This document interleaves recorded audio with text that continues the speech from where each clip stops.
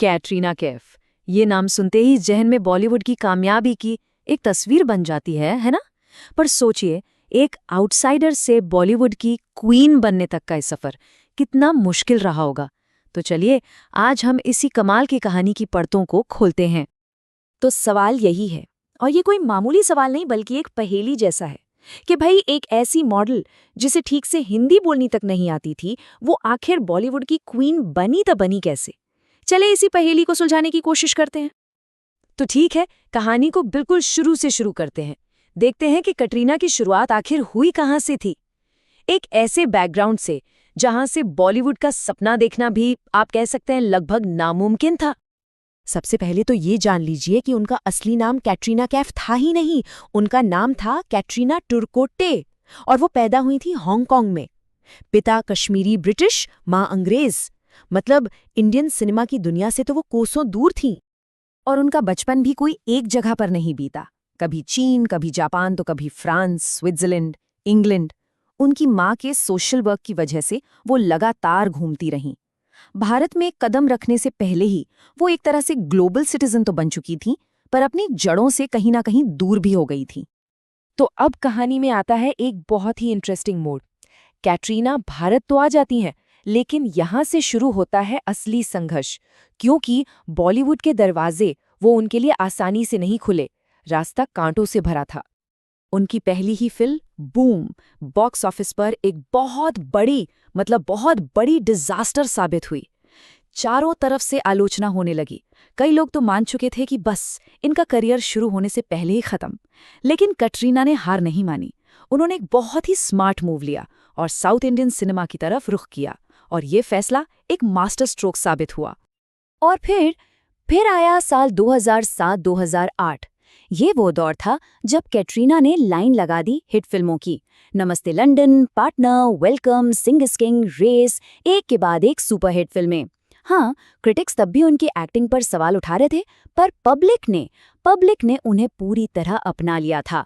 वो एक bankable star बन चुकी थीं। लेकिन फिर आई 2009 में फिल्म न्यूयॉर्क, और इस फिल्म ने सब कुछ बदल दिया। ये एक बहुत बड़ा क्रिटिकल शिफ्ट था। पहली बार उन्हें बेस्ट एक्ट्रेस के लिए फिल्म फेयर का नॉमिनेशन मिला, और आलोचकों को भी मानना पड़ा कि कैटरीना सिर्फ एक खूबसूरत चेहरा नहीं है, उनमें एक्टिंग का दम भी है।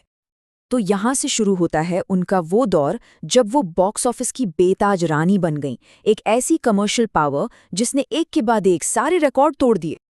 साल 2012 में आई एक था टाइगर, और इस फिल्म ने बॉक्स ऑफिस पर सच में तहलका मचा दिया।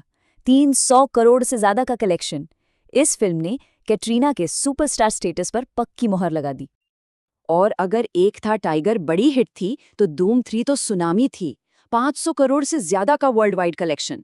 इस फिल्म ने तो सफलता के सारे पुराने रिकॉर्ड ही तोड़ दिए, और इसके साथ ही कैटरीना इंडस्ट्री की सबसे ज्यादा कमाई करने वाली एक्ट्रेस बन गई। एक नया बेंचमार्क सेट हो गया था। और इस बात को जरा समझिए, फोर्ब्स ने 2013 में इंडिया के टॉप 10 सबसे ज्यादा कमाने वाले सेलिब्रिटीज की लिस्ट निकाली, और उस लिस्ट में सिर्फ एक महिला थी, सिर्फ एक, और वो थी कैटरीना कैफ। ये आंकड़ा उनकी जबरदस्त कमर्शियल पावर को दिखाता है। लेकिन देखिए, कामयाबी का सफर कभी भी एक सीधी लकीर जैसा नहीं होता, उसमें उतार चढ़ाव आते ही हैं। तो चलिए अब उनके करियर के हाईज और लोज दोनों को देखते हैं और समझते हैं कि बॉक्स ऑफिस से परे उनका ब्रांड क्या है। तो जैसा कि हर बड़े स्टार के साथ होता है, कैटरीना का करियर भी उतार चढ़ाव से भरा रहा। एक तरफ धूम 3, एक था टाइगर, जिंदगी ना मिलेगी दोबारा जैसी सुपरहिट फिल्में हैं, तो दूसरी तरफ बूम, फितूर, बार बार देखो जैसी फिल्में भी हैं जो नहीं चली। लेकिन खास बात यह है कि हर नाकामी के बाद उन्होंने जबरदस्त वापसी की है। ये दिखाता है कि वो एक सच्ची फाइटर हैं। और ये समझना बहुत ज़रूरी है कि कैटरीना कैफ सिर्फ एक एक्ट्रेस नहीं है, वो अपने आप में एक बहुत बड़ा ब्रांड है। सबसे ज़्यादा गूगल की जाने वाली एक्ट्रेस, पहली इंडियन बार्बी डॉल उन्हीं के नाम पर बनी, सबसे सेक्सी महिला का खिताब उन्हें कई बार मिला, और बड़े बड़े ब्रांड्स का तो वो चेहरा है ही। वो फिल्मों से कई आगे बढ़कर एक कल्चरल आइकॉन बन चुकी हैं। तो सवाल उठता है कि इस कमाल के सफ़र के पीछे की असली वजह क्या है? क्या है उनकी सफलता का राज? तो चलिए अब उनके वर्क एथिक को थोड़ा करीब से देखते हैं। उनकी कामयाबी के पीछे असल में 4 पिलर्स हैं। सबसे पहला डिसिप्लिन, उनका डेली रूटीन बहुत स्ट्रिक्ट है। दूसरा हार्डवर्क, हिंदी सीखने से लेकर डांस में माहिर होने तक उन्होंने जबरदस्त मेहनत की है। तीसरा फिटनेस, योग और ट्रेनिंग उनकी जिंदगी का अहम हिस्सा है। और चौथा एक सिंपल क्लीन डाइट। बस यही 4 मंत्र हैं जो उन्हें टॉप पर बनाए हुए हैं। तो अगर उनकी पूरी कहानी को एक लाइन में कहना हो तो वो यही है, ये कहानी है हार्ड वर्क की, स्ट्रगल की और लगातार खुद को बेहतर बनाने की। और आखिर में एक सवाल जो सोचने पर मजबूर करता है कि क्या बॉलीवुड में कोई और आउटसाइडर कभी इतनी बड़ी कामयाबी हासिल कर पाएगा जितनी कैटरीना कैफ ने की।